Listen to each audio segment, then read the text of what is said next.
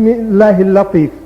junniy latif ak téeméeri salaat fati junniy latif téeméeri salaat fati moo la Cheikh Ahmed Tidiane wax ni ku ma saxool ni danaa ko taqoo danaa la saxool ni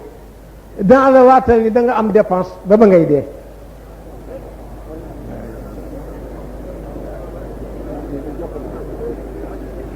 junniy latif téeméeri salaatul fatih ne ku ko saxoo Cheikh nee na danaa la na garantie la ni da nga am dépense ba ba ngay dee. moo tax mag ñi ñëpp di ko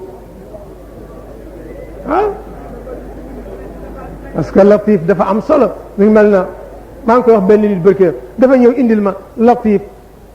bi nga xam ne moo di bu ñeenti bi ñeenti junne ñeenti téeméer ñeent fukk ak ñeent ma ne ko waaw kii yow tam kenn du ko jànge nii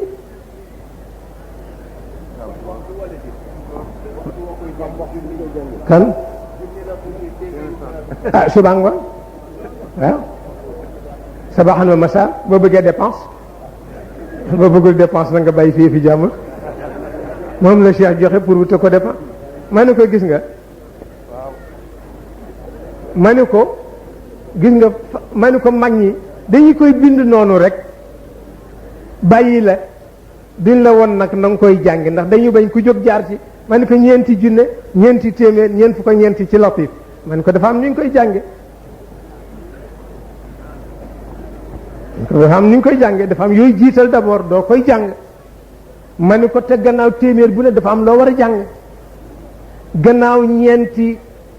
uqat yëpp am na looy jàng soo noppee ma ne ko da ngay jàng suuratu yaasin suuratul mulki ma ne ko yaasin boo ko seetee ñeenti rahmaane ngi ci ñetti allahoo ngi ci suuratul mulki ñeenti rahmaane ngi ñetti allah yaa xam nag noonu nañ la koy waxe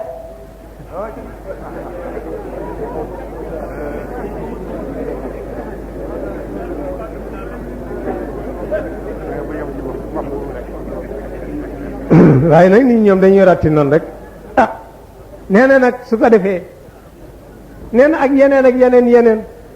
tariqa bi li ci nekk ci awraat xajul ci nit kayfiyaat yi ci latif yi rek mënoo ko jeexal